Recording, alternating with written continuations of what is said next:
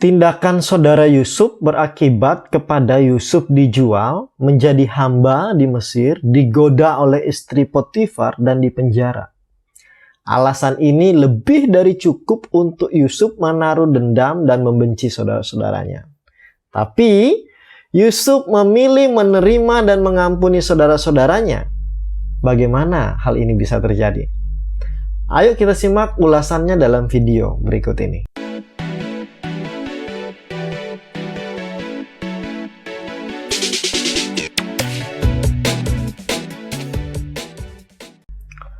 Setelah ayah Yusuf mati, saudara-saudara Yusuf ketakutan jangan-jangan Yusuf menaruh dendam atas mereka.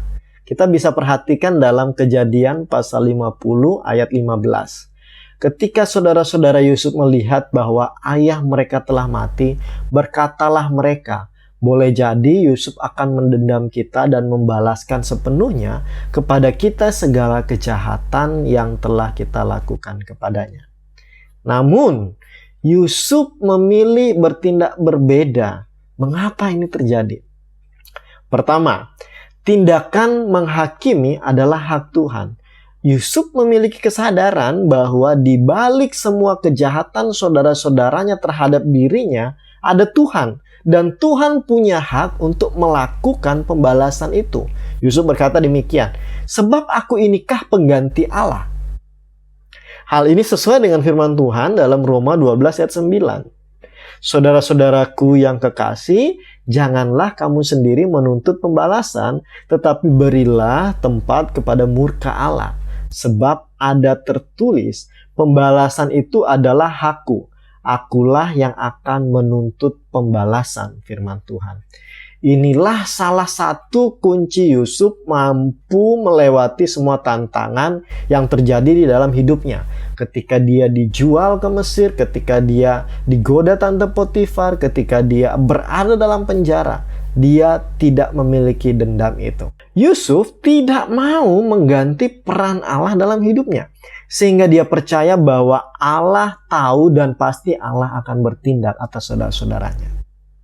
Kedua, Yusuf mau dan mampu melihat di balik segala kejahatan, jika ada Allah bersama dengan dia, maka Allah mampu mengubah itu menjadi suatu kebaikan dan memakainya melaksanakan kehendak agungnya. Kita perhatikan dalam Kejadian 50 ayat 20.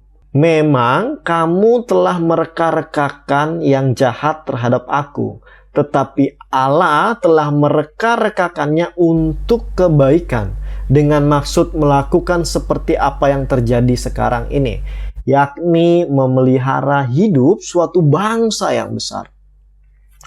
Percayalah kepada Allah, maka tidak ada sesuatu yang tidak bisa dihadapi. Selalu ada alasan untuk kita menaruh dendam kepada orang lain. Karena sakit hati lah, perlakuan yang tidak menyenangkan lah, harapan yang tidak terjadi lah, kebencian dan sebagainya. Banyak cerita orang yang hidupnya penuh dendam berada dalam masa-masa kekelaman. Hidup penuh amarah. Dan iblis memakai dendam itu menjadi alat untuk menjerumuskan orang itu kepada dosa. Berilah tempat bagi Allah untuk Allah melakukan kehendaknya dan melakukan haknya. Allah selalu memiliki cara untuk membalas perilaku jahat orang. Dan kita perlu menyerahkan semua perilaku orang yang membuat kita sakit hati, cenderung menimbulkan amarah dan dendam kepada Allah yang berdaulat. Maka hidup kita akan penuh dengan kedamaian dan Allah memakai kita sebagai alat untuk mewujudkan kehendak agungnya. Semoga memberkati kita semua. Jika video ini bermanfaat dan memberkati kamu, silakan subscribe, like, dan bagikan. Serta jangan lupa untuk nyalakan notifikasinya.